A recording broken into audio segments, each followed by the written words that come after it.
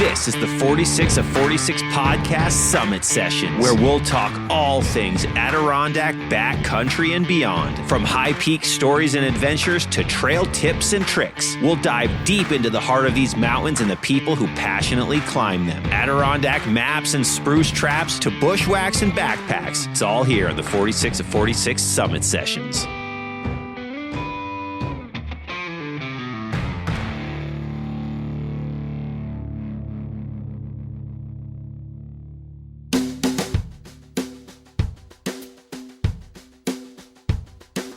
Hello, everyone, and welcome back to the 46 of 46 podcast. Spring has sprung here in the Adirondack Mountains.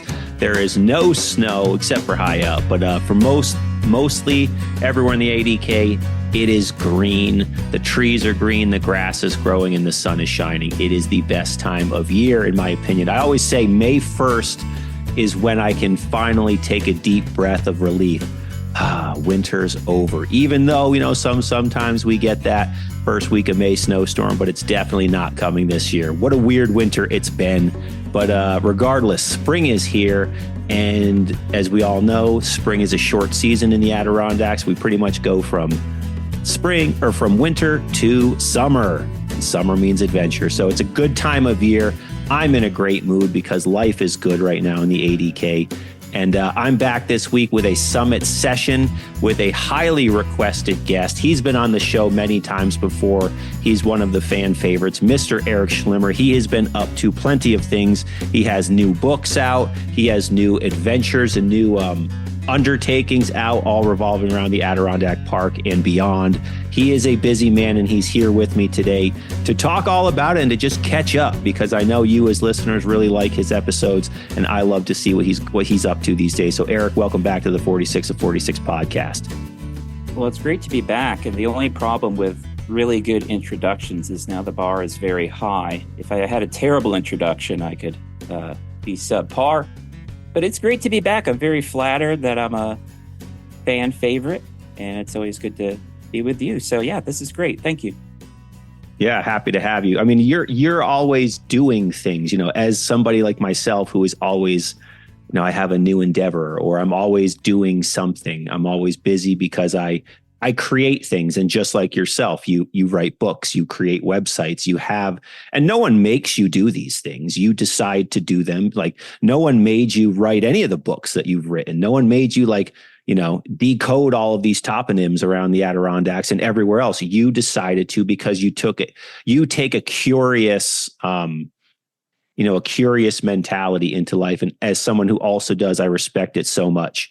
So I love when you're willing to come on the podcast. I love all of the work that you do, because it also revolves around the Adirondacks, because you grew up living here. I live here. It's just like it's a common bond we have. So thanks for coming back on the show, and all the listeners always like your episodes. So it's always good to have you. So what have you been up to lately? You're always doing something. It's been a while since you've been on. I know since you've been on, you've put out the books With an Axe and a Rifle, which is a total just Adirondack history book. Highly recommend to everyone. It's 2 books. They're monstrous, and they are just so jam-packed. If you like Adirondack history, you must pick those books up. But yeah, what have you been up to lately? Yeah, I just do stuff, and it's Amen. Funny whether it's climbing a big list of mountains or writing a history of the Adirondacks, people are like, "Yeah, how'd you do that?" And I was like, "Dude, I don't know. I just go out and do stuff. And then eventually I find that I'm done.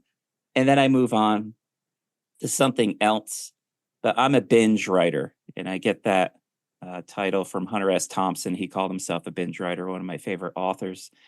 And With an Axe and a Rifle that you're just talking about, that's a complete settlement history of the Adirondacks. So the Adirondack Park is divided into 9 counties. And then those 9 counties are divided into 92 towns. And so I wrote the complete history of all 92 towns. So who showed up and built the sawmill and built the grist mill and built the dam. And it rarely even reaches 1900s. So we're talking 1700s and mostly 1800s. I'm most proud of that work due to the amount of research. It's it's quite hefty.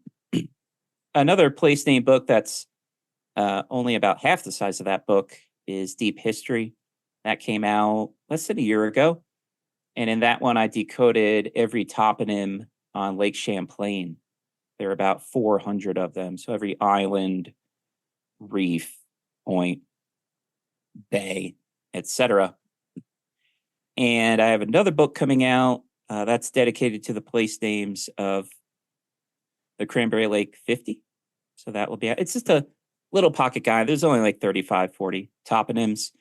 And then as we speak, I have another book being published, and it's just fun. Wicked awesome Adirondack chronology. And it starts in 1524 when Jacques Cartier saw the mountains from modern Montreal all the way up to 2024. So it covers 500 years worth of Adirondack history, landslides, avalanches, first ascents, sawmills, any significant event, deaths, plane crashes, you name it. It's 500 years worth of history with about 4,800 entries. And it's just fun. Abandoned ski centers, you name it. If it's any significant event that's ever taken place in the mountains themselves, it's listed. My God. I mean, like you're speaking my language for starters right now with that book in particular. But yeah, it's just like, dude, you just take curiosity to, an extreme level, because how many people wonder these things? Many people wonder these things, but how many people actually decide I'm going to find out? And not only just find out, but then put pen to paper. And that's why I have nothing but admiration for you and what you're doing. These books are awesome. And I also love how, you're not in the Adirondacks anymore. You've relocated across the country to Colorado, but obviously your heart and soul is still in the Adirondack Park. And it's awesome that you're still creating this sort of content. I wouldn't really necessarily call books content. I would say content is a lower form of what a book is. But for lack of a better word, you're still creating about the Adirondack Park. Tell me a little bit more about this, this new book coming out, this 500 years worth of history. What led you into saying, let's do that book next? Well, I have specific books, like a place name book about the High Peaks, place name book about the Northfield Pass Trail, place name book about Lake Champlain, etc. And I wanted to create some kind of book that's kind of like a giant clearinghouse. Because as I'm writing these specific books, I'm stumbling across funny, odd, shocking, whatever events, and they kind of got buried in the rest of those books. And I was like, this is significant history. Even if it gets 2 or 3 sentences, it would be nice to have it just be its own entry. And I got to add a lot that I didn't get to do in my other books. So I found every abandoned ski center in the Adirondacks. And so that was an entry. It opened on this year and it closed on this year. I found a lot of data on plane crashes. I had never written about that before. It crashed into this mountain on this date. So a lot of the material I already had, especially when it comes to the settlement history. But then these kind of oddball categories of plane crashes, ski centers, first ascents, and deaths, land purchases, etc., they got thrown in as well to create a more complete picture of the history of the Adirondack Mountains. So awesome. So awesome. Now, how do you have that? You talked about entries. Is that book formatted where it's just kind of bullet pointy, or maybe like little sections? Is that how you have? I mean, there's so much to obviously involve in that. It's chronological. The very first entry is 1524. The very last one is 2024, and it's broken up into centuries. Okay. And so you'll have the 1500s and the 1600s all the way up to the modern 2000s. Absolutely amazing. And for those of you listening to the podcast, you're not looking at Erik, but Erik he's not impressed with himself. And I, however, am so impressed with these sorts of things. And it's an absolutely fantastic amount of information, because I get people asking me all the time, different kind of Adirondack history questions. You're like, why is this? Why is that? Where did this come from? And every time I'm like, man, I wish Erik Schlimmer had a podcast about history of the Adirondacks, because I could just send them right there. Or I would say he probably knows the answer to this, because I get asked it all the time. And yeah, I obviously know more than the average bear just from doing this sorts of things. But compared to what you know and what you've accumulated in your mind over the years, I mean, I don't know anything. How do you ever even realize, when you stop and think about it, like the amount of information that you know about this park? Does it ever really like blow your mind at all, or do you still feel that you don't know anything? I have trouble realizing it, and um, I have to agree. I'm not overly impressed with myself. Mm-hmm. And that's probably Anyone good. It's can good to do be this. humble, right? Yeah, anyone can do this. I was explaining this to a friend of mine the other day. So there are certain accomplishments in life, whether it's working in a high-paying field, doing something in the military, pursuing something professional like being an author, being an artist, being a rock star. I think most people can do X. Now, the very top performers, the outliers, there's something special about them, right? So if you're an 11-time MMA champion, there's something special about you. And thank God you chose the right sport. But when it comes to writing books, the research I do, the presentations I give, the photography I do, it's just that I have passion. There's absolutely nothing special about my talents. If you want to figure out why a certain feature is named a certain way, you can do it. I'm better at doing it because I have a lot of experience and I'm quicker and I'm probably more accurate. But I started out knowing nothing. I didn't know where to look. And people would ask me, do you know why that is named so? No. How do I find out? No idea where to begin. But now it's my trade and I could do it pretty quickly. But there's nothing special about me. It's just that I have unique passion for this field. Yeah, absolutely. And I have unique desire to understand the findings of what you find. And even as I drive around the Adirondacks, it's like you just know. And I always say there's like a mysteriously magical quality about this park. But you just drive around and I feel in my heart that I look around, I'm like, there is a secret that is around this Adirondack Park. These mountains know things that we don't know. And like, it's hard to describe, quite frankly. It's hard to really kind of articulate, but I feel that kind of magical, mysterious quality. And I think everybody who listens to this podcast feels that mysterious quality too about the ADK. And it just creates that sense of curiosity, like naturally. It just naturally kind of exudes that, that historical kind of essence to it. And it's great. What you're doing is awesome. Now, I agree. Here's a quick. Go. Yeah. Please go. I agree, and I could talk about place names and mountain climbing all day. I also like the philosophical side of it. I've backpacked, canoed, and mountain biked all over the United States. There is something special about the Adirondack Mountains, and I don't know what it is. The word mysterious is a great descriptor. And I was having a conversation with somebody the other day, and I said, I don't know what it is. There's something about this range that I have a special connection to. And I can't quite put my finger on it, not to sound too woo about it, but it's like I've been there before, like before this era. And when I write about the history of the mountains, and we all have an imagination. So if I'm writing a paragraph or two about somebody clearing a lot with a double bit axe in, let's say, the town of Belmont in 1880, you can kind of know what that looks like. But when I write about these characters intimately, it's like I'm there. It's like I have this feeling, or this, if I may, this consciousness of being back there in that era. There's something very special, particularly about the people who entered the range, that I'm very interested in.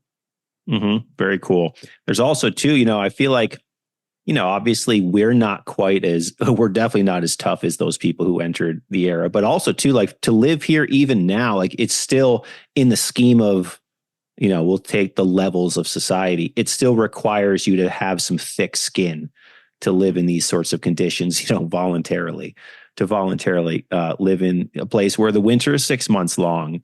The black flies are absolutely atrocious. It's a tough spot to live, but also, it's just like, it's hard to articulate the draw that this place has. And, even for you, like I've said, you moved across the country. You have no need to write about here, but yet you just still write about it because there's just something about this place that continues to pull. And it's why everyone listens to this podcast. It's why I get messages every week about people who would like to move up here, or asking about job this, or, apartments that, so that they could apply. There's a pull that the Adirondacks has. And I actually think that throughout your books, I actually have two of them sitting right here and another one sitting over here. I think that you articulate it well. I think that you show an absolutely unbelievable understanding of the Adirondacks. And I told you before we started, I've been using your new website, and we'll get into that shortly, about place names for, some more episodes that I'm writing. And as I'm writing it, I'm learning so much more. And I'm like, man, I bet you Erik just has this in his mind without having to even reference it. It's like the amount of history that you know about this place, and it gives you the authority to write about it as an authority. And it's why I think your books are like very trusted, and definitely from my perspective, because the amount of research that goes into it, like, how do you know this? How do you know about this guy who did this, who was over here? And it's just like, but then you see the consistency in your books about decoding those things. And it's, you talked about how you have a skill now. It's your trade is, being a detective to find this information out. It's definitely very evident in your books. Regarding, I had a, yes, sir. Pardon me. One of the greatest pieces of advice I've received when it comes to this. I have one urban book, Cradle of the Union, where I decoded Albany's 800 street names. And I didn't know what I was doing. I had just moved to Albany. I can solve things, but in the mountains. So this was a new challenge for me. And I started working with I call him a historian. He's actually a longshoreman. He works down at the port of Albany. He knows the most of the history of the city of Albany, even more than the city historian. Great guy. And I ran into him by mere chance. He heard about my project, said, that's really cool. I'll help however I can. And he took this serious tone. He didn't really know my background in writing, didn't know I was a historian. He says, hey, Erik. I go, yes, Jason. He goes, look, when you write, you need to be very careful, and you need to be precise, and you need to be accurate, because all these dead people are not around to correct you. He goes, it's a matter of respect.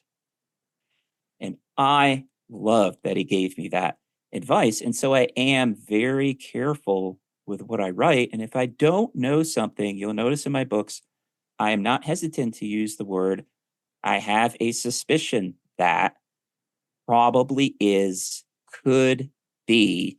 For me to say something beyond doubt that I am certain, I simply need to be certain. Other than that, I'm very careful not to jump to conclusions, which could be a serious pitfall and a very deep hole to fall into when you write about names, because you may encounter something. And right off the bat, it's like, oh my God, yeah, obviously it's named for this. And it's not in the end. You have to be very careful. The thing I learned about very quickly in this field is never assume, which some past historians have done. You have to be very careful. Yeah, and that's a very wise piece of wisdom that he shared with you, piece of advice in terms of your writing that he shared with you.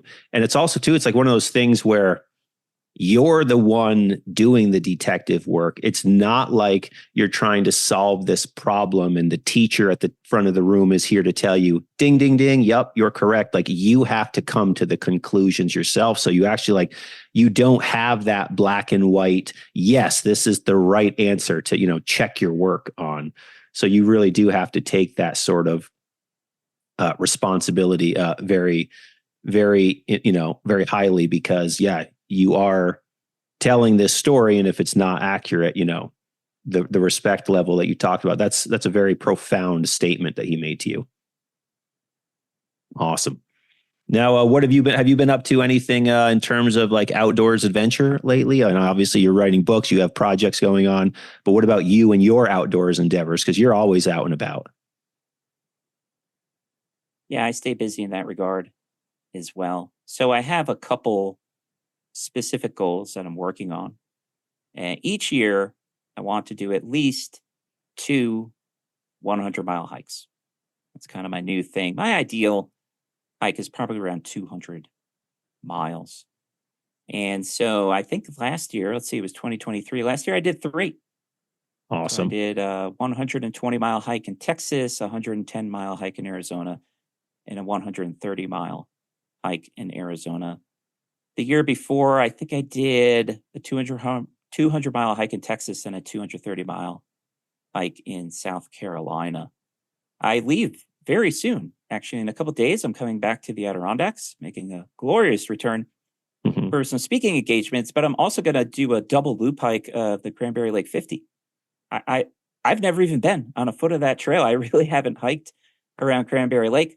So I'm going to do a double loop of that. And then I'll fit in an autumn hike, maybe back in Arizona in late 2024.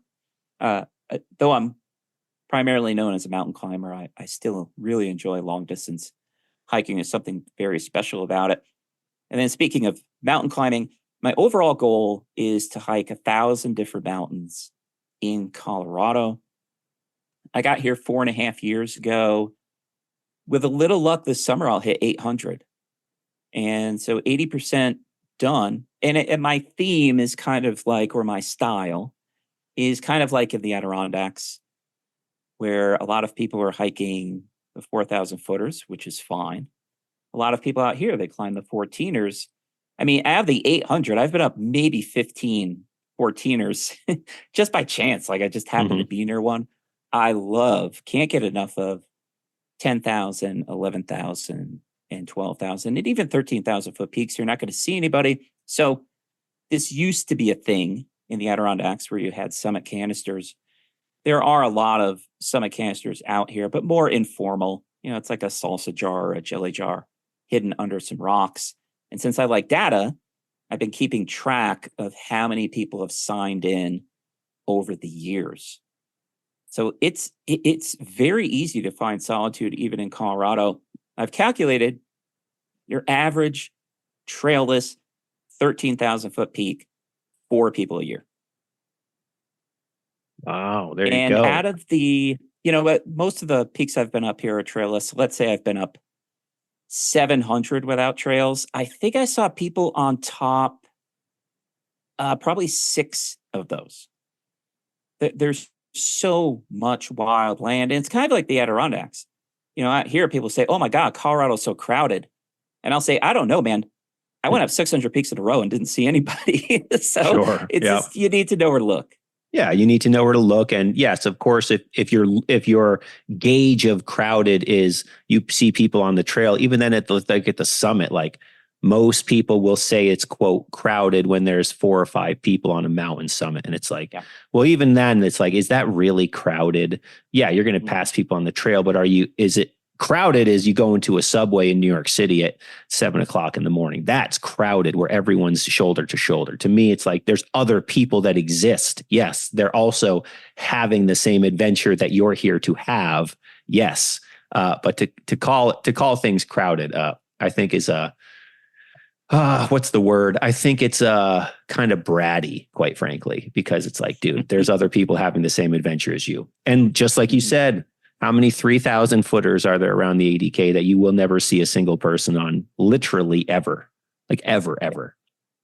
let alone mountains that actually have trails that, I pass so many trails. You drive from Lake Placid to Old Forge, you're going to pass like 25 trailheads that I'm sure a handful of people go up a year, let alone, hundreds or thousands like here in the high peaks. But anyways, cool. So what do you feel, or how do you come up with the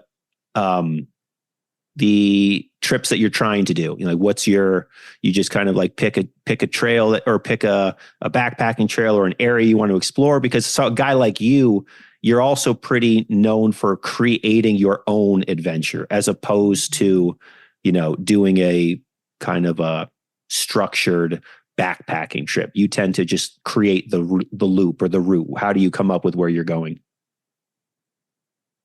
Well, there are some mighty fine places in the West that I just really want to explore. And one is Arizona. I had mountain biked the length of Arizona twice from Utah down to Mexico, but I had never gotten off my bike. I had never hiked in Arizona. And Arizona is really nice. Do I want to live there? No. They say it's a dry heat. Well, so is fire. it's so true. So true. So I've done 3 long distance hikes in Arizona, and then I also like Texas. Texans are the second nicest people I've ever met. The nicest are up in North Dakota, and they don't have much public land, but where they do, it's kind of pretty. So I recently did a hike, and it was on the Great Plains of North Texas, and there wasn't a single damn tree. It's an old rail line, so it's not that exciting, but it was just different, to just walk across the Great Plains. So I went about 55 miles out and 55 miles back for about 110 miles. I really want to explore New Mexico. I've only been up the highest peak in Mexico. I did a road trip last fall through New Mexico, especially down around the border. It was absolutely stunning. So I'd like to go down there. There's something, like the Adirondacks have this mysterious, special magnetism about them. So does the desert Southwest. There's something very special about that landscape. The sky cannot get any bigger. It is just gorgeous. So at this point in my life, it's just, hey, I hear Arizona's nice, or hey, I've been to Utah. I'd like to go back.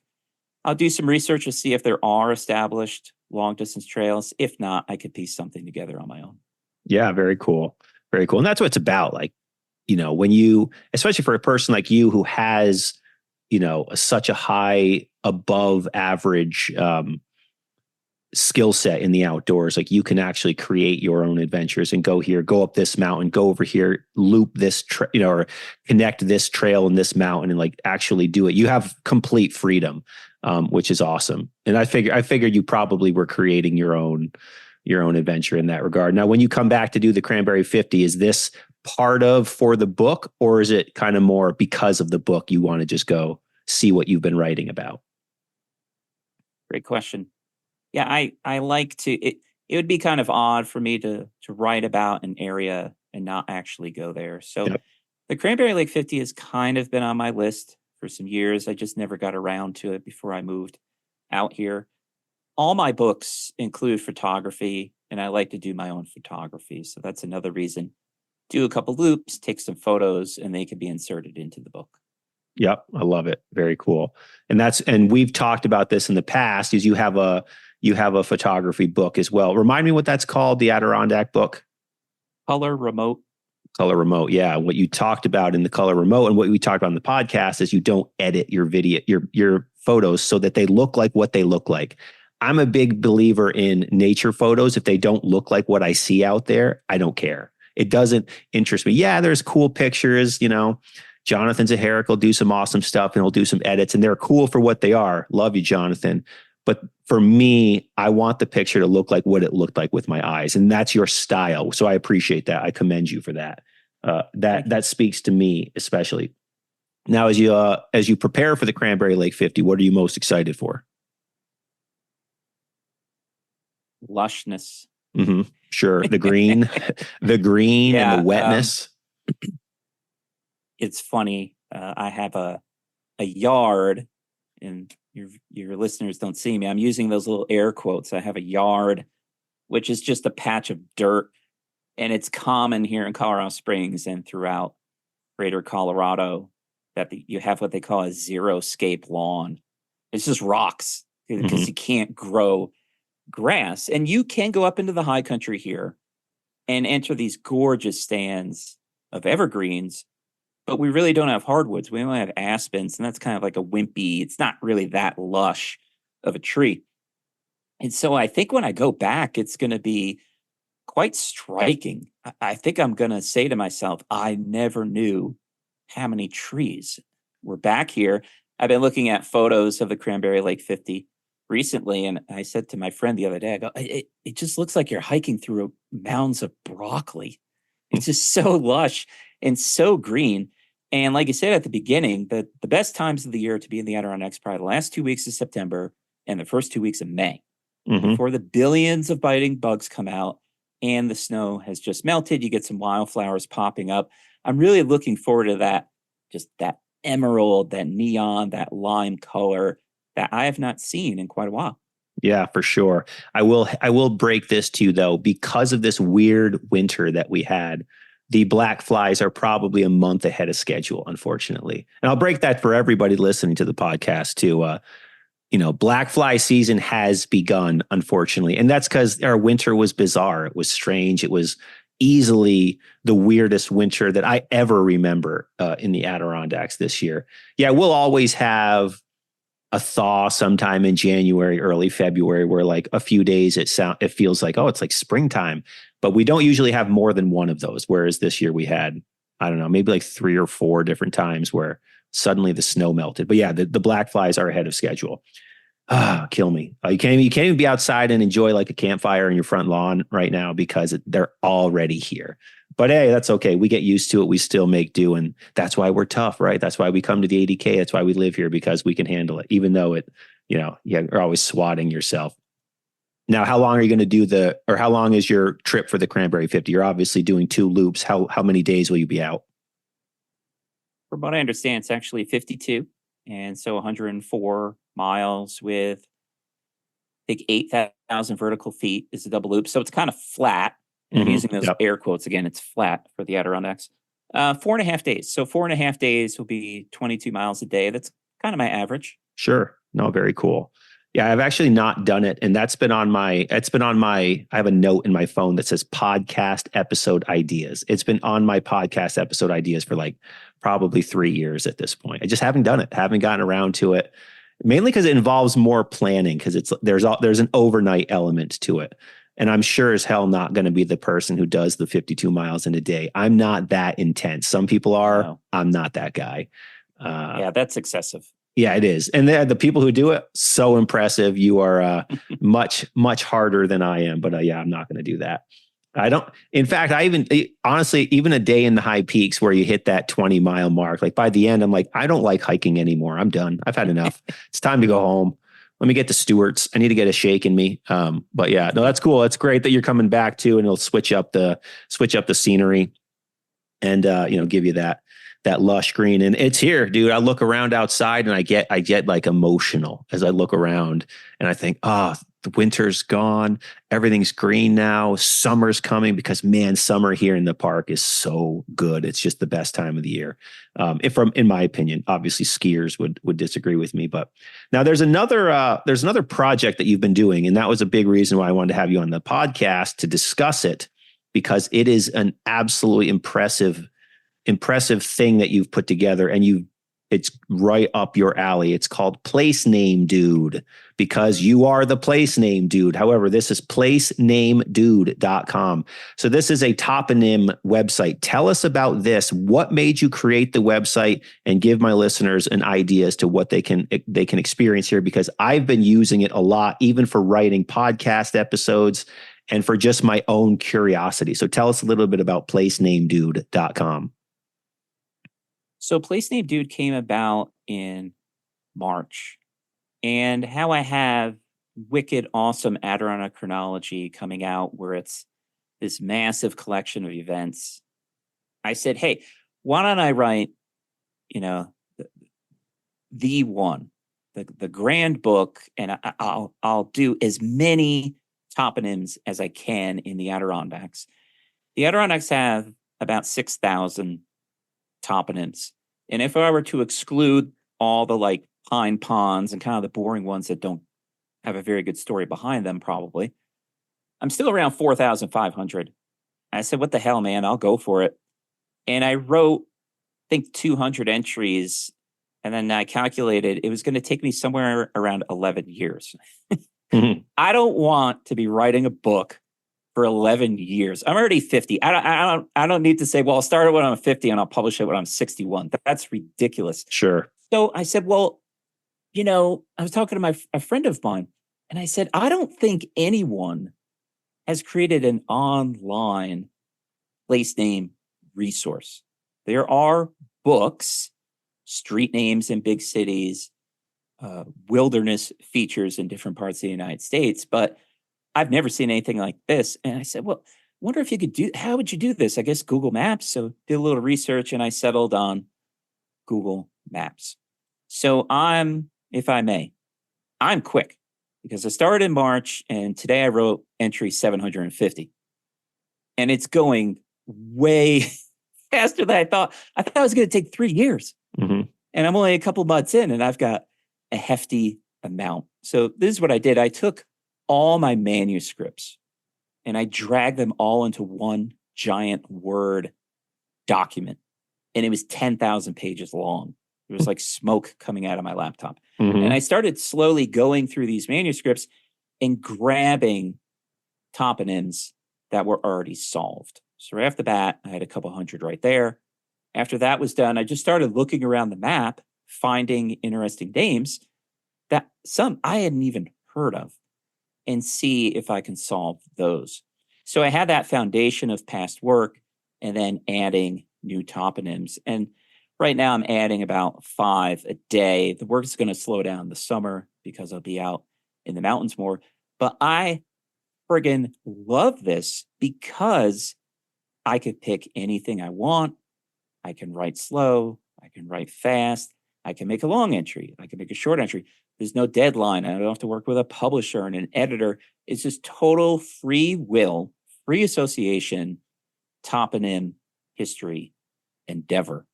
And I am a fan. Now, I'm going to hit 1,000 toponyms definitely within the following year. And I said, well, maybe I'll just keep going. So what I may do is add other layers. And so we'll have 1,000 toponyms. Okay, that's fine. Then I may decode all the settlement names. Why is it St. Hubert's? Why is it Owl's Head? Why is it Vermontville? Why is it Chestertown?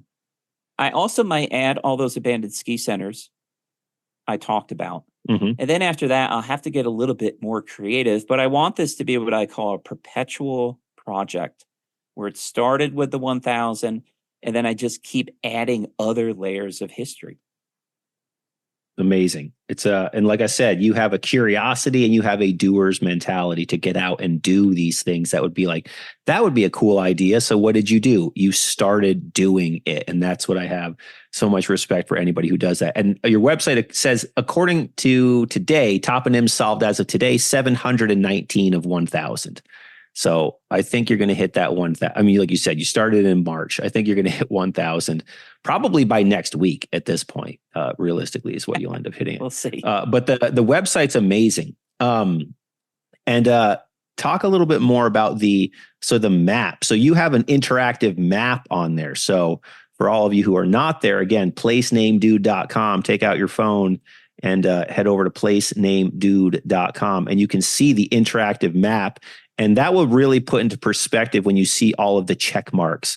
And then as you scroll, you zoom in, you see the 3D topo, you see the 3D maps of the mountains. And it's like, holy macro, look at the amount of information that you have decoded. Again, dude, nobody told you to do this. No one said you had to do this.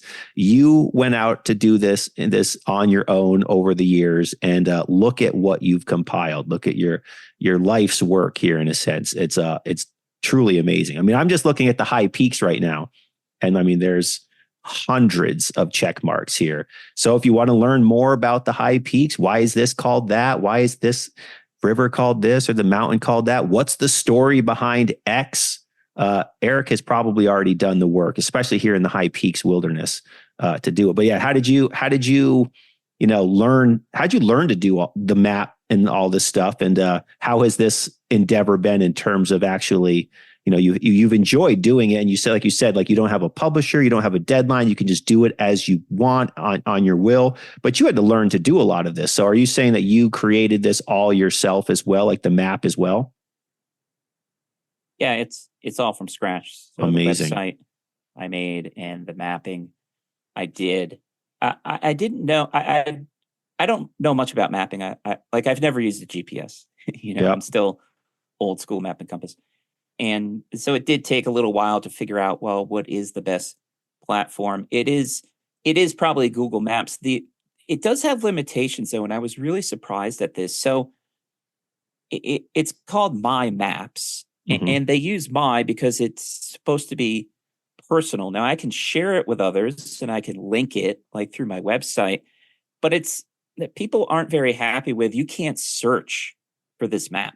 So if you type in like Adirondack place names, this map will not populate. Maybe the place name dude website will. Also, people can't comment on it or rate entries like you would find like a restaurant on Google Maps.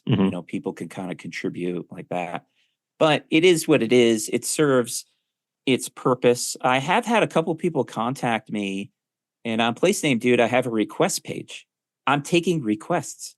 And so a couple people have written me and said, hey, can you help me figure this out? And that's what I do. So I like to interact with this community as much as I can. So if somebody is interested in something, I can lend a hand with that.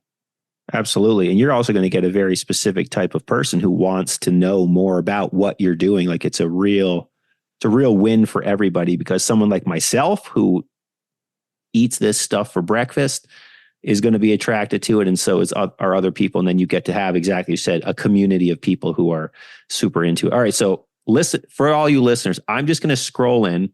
I'm going to zoom into this map and hit you with just I'm just going to click a couple different ones that I come across. All right. So let's just go here. Lake Tier of the Clouds. It just happened. My mouse happened to be over Lake Tier of the Clouds. Oh no, sorry. This is Schofield Cobble. So he writes, some assume this rocky area on 5,344 foot Mount Marcy is named for High Peaks guide Orson Phelps. After all, he cut the first trail up this peak from the east and climbed it more than 100 times. Schofield Cobble is named for Peter Schofield, who helped protect the Adirondack Mountains. With his preservation allies dubbed the forestry bigots within the halls of Albany, Peter co-authored The Forests of the Adirondacks in 1885. That same year, he helped secure Section 7, Article 12 of the New York State Constitution, which protects state land from being logged or leased. He was also an active member of the Association for the Protection of the ADK. The man was not hobbled to a desk. He explored Indian Pass several times during the late 1800s, and he thought this pass's boulders looked like the vertebrae and bones of dead mountains. Peter died March 18th, 1928. This little feature was named by Peaks and People of the Adirondacks author Russell Carson and was featured on maps beginning in 1979. So that is just one example of the amount of information all over the Adirondack Park, not just the high peaks. I mean, it is the entire Adirondack Park. And like I said, so there's 700 and let me go back to the main part of the site here. 719, I think you had as of today. That's how detailed these things are. So, any high peak you want to hear. Also, too, I mean, his book, is it Above the Cloud Splitters or Beyond the Cloud Splitters? Among the Cloud Splitters. Among the Cloud Splitters. Fantastic book. If you don't have it, get it and give it a read. But that's the type of information that's here. And it's, he has decoded all of these things, but there are just hundreds and hundreds. Benny's Brook, Bushnell Falls, Howard Mountain, Klondike Notch, Yard Mountain. I mean, there's just everything. And like the amount of information that I just read. All right, here, I just clicked on Big Slide.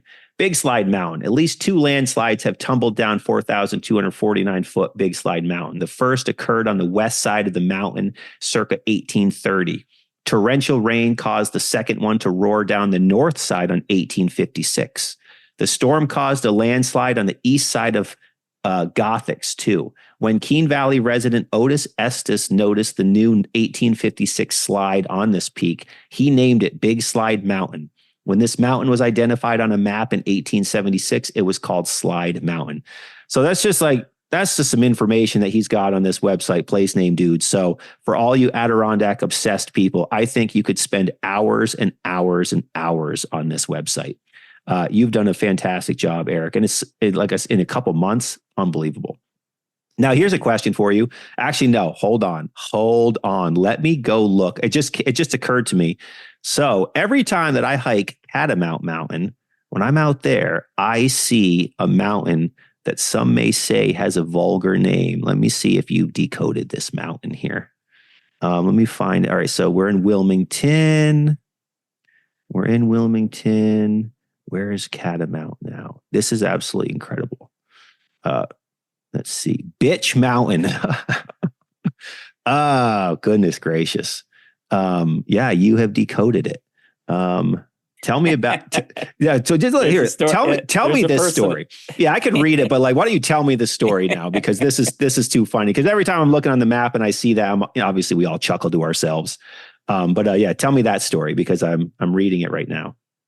Well, this name has a personal connection. So a couple years ago, I received an email from somebody, and they said, "Hey, you know a lot about toponyms, and I recently bought some land by a mountain, and it's called Bitch Mountain, and that is downright offensive, and I want to get it changed. How should I proceed?" And I wrote back and said something to the effect of, "You've got the wrong person. I'm Sure. not a fan of changing names, and that could be a whole other discussion. Okay. I don't know the story behind that toponym. Okay. Now it becomes confusing when you have words that have more than one meaning. Mm-hmm. Okay. I highly doubt that name has anything to do with a woman with an undesirable personality. There's no way. If I had to guess, it has something to do with a female dog, or Sure. It's what we call a name corruption. And this is very common. The name might actually be birch because birch trees grow on it. And somebody wrote the word birch sloppily, and somebody mistook the R for a T. Okay. Now, if that word, the only meaning was derogatory toward women, I'd say, yeah, that's really offensive. Let's get rid of it. I don't think it's right to change a name without knowing the history behind it. The most offensive thing is changing history. That is more offensive than the name. I would agree 100%. So I'll give you an alternate example very briefly. And this is the worst example I've come across. This is in Portland, Oregon. And there is Lynch Middle School, or I should say there was. In the early 1900s, you have a very wealthy family in Portland, the Lynch family. And they were quite benevolent. They were philanthropists. And they owned a lot of land in Portland and gave it to the city and said, here, just take it for free. The only stipulation we have is that public facilities open to all Portlandians will be built upon it. And so the city chose to build a school which welcomes everyone. Lynch Middle School no longer exists. They found the Lynch name offensive. Okay. The name, I've looked up the antiquity of the name Lynch. Mm-hmm. It has nothing to do with hurting human beings. It's simply the last name of a philanthropic family. Sure. Okay. A lot of words have more than one meaning, and before you go raising a ruckus, you might want to investigate what the intended meaning was. Makes complete sense. Total sense. And also too, especially like with this, I mean, some of these names are, 200 years old. Things have changed in 200 years. Certain things mean something different now. It's not what it meant then. So obviously that's not what it was. And also, like you're saying, that was the person's last name. In fact, that's the last name of my car insurance guy. Oh, here's something that I'm learning for the first time. So, fun fact. So the point on the Adirondacks, up the shape of the park on the upper, I guess the northeastern point where it kind of sticks out like a little finger, is called Hatch Point. I never realized that. Very cool. Now I know. Very neat. Yeah, dude, you've done a fantastic job. Placenamedudes.com. Placenamedude.com, not dudes, plural. There can only be one. Unbelievable. So you said you're doing like 5 of these a day. So how are you at this point going through, how are you choosing what you're researching or what you're going after? Or are you just like throwing a finger on a map, finding something and searching for it? How are you determining what you do? Yeah, I just pan around the map at this point. It's awesome. And I'm like, hey, that's cool. I've never heard of that. I'll see if I could solve it. Now, I do skip most kind of these generic names like Pine Pond. Sure. Makes sense. I will include it if there is a story to attach to it, right? Mm-hmm. So if it says this fisherman discovered this pond in 1840 and he named it for its majestic eastern white pines that have since been cut down. Okay, I'll throw that in. So basically, if it's a descriptive name, something simple like that, it solves itself. I will include that if there's an interesting story behind it. But right now, I'm just going around the map and finding cool names and then attempting to solve it. Yep. I love it. You're over 700 in at this point. Well, very cool. So yeah, once again, placenamedude.com. Very great stuff. So we'll start to wrap up this episode here. So we already kind of know what you have moving forward. You're coming up here to do Cranberry Lake 50. You've got another Arizona trip in the works. You've got a couple books you're working on coming out. Remind us again about some books that you have out right now, what books you're working on, and where people can get these books from you. So forthcoming is a place name book to the Cranberry Lake 50 that will be out this summer. As we speak, Wicked Awesome Adirondack Chronology is being published by the printer out in beautiful Kansas. Recent releases are Deep History, where I decoded every toponym on Lake Champlain, both the Vermont and New York side. And before that was 2-volume with an axe and a rifle, where I detailed the settlement history of all 92 Adirondack Park towns. There are a host of retailers in upstate New York that sell my books, maybe 6 or 7 of them. Or you could just get them directly from me. So I have the Trans Adirondack Route website, which is transadk.com. We have a bunch of goodies there. Or my own publishing website, Beechwood Books. It's just Beechwood, BKS.com. And I will ship it out to you. And every order comes with 2 free days of good luck and 1 good night's sleep. And that is worth its weight in gold. Can't really beat it. Very cool. No, it's great stuff. I have, probably 10 of your books at this point. I recommend all of them. They're all great reads. They're quick. You can get through them quickly, and they're jam-packed with information. Although I guess with an axe and a rifle, not exactly a big or a quick read. They're both like 1,000 pages. That is not what they call a beach read. Yeah, no, definitely not. But it's a fascinating, keep it next to your table read, and just every so often you just read about this town or that town, or read this story or that story. It's great stuff. You've done a great job. So enjoy your trip up here, back to the ADK, back to the homeland.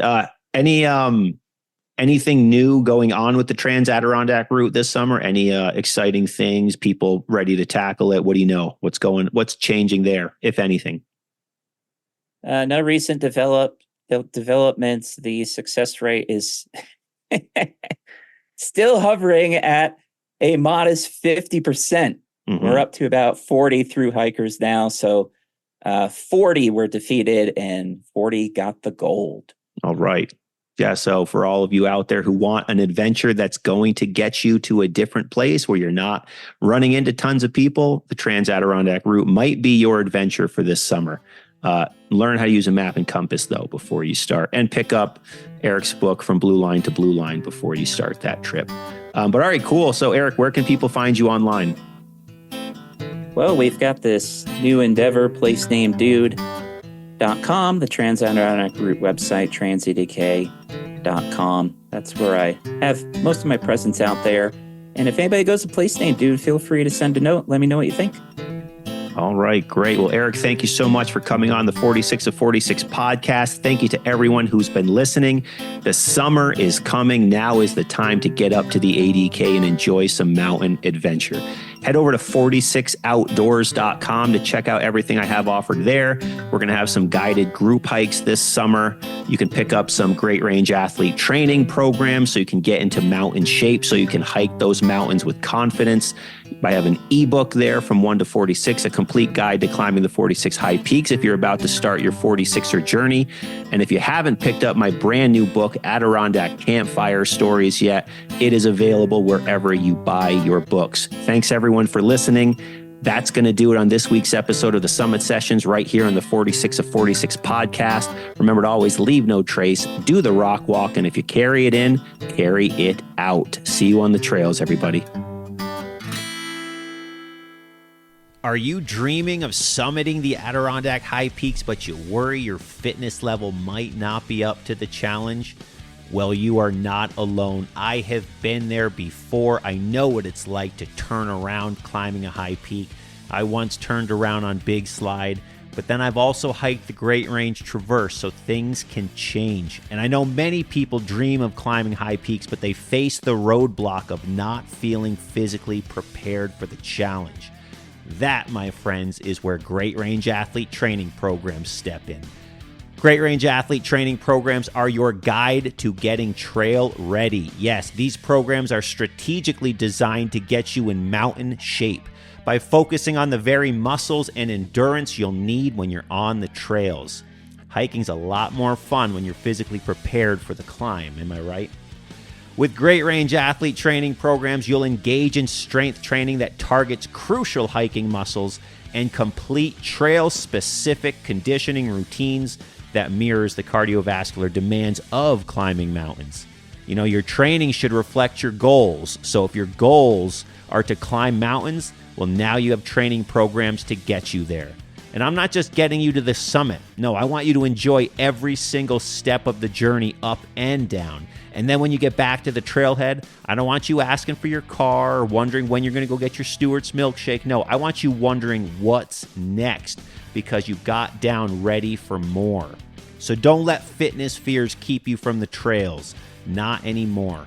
With Great Range Athlete training programs, you'll transform those concerns into confidence. You'll be more than just prepared, but you will be ready for the adventure, ready for the challenges of the high peaks, and ready to experience the magic of the Adirondack Mountains firsthand. So go visit 46outdoors.com to start your Great Range Athlete journey so you can arrive at the trailhead with complete confidence that you'll not only make it to the summits, but you'll make it back, and you'll do it with ease. Head over to 46outdoors.com and choose your program now.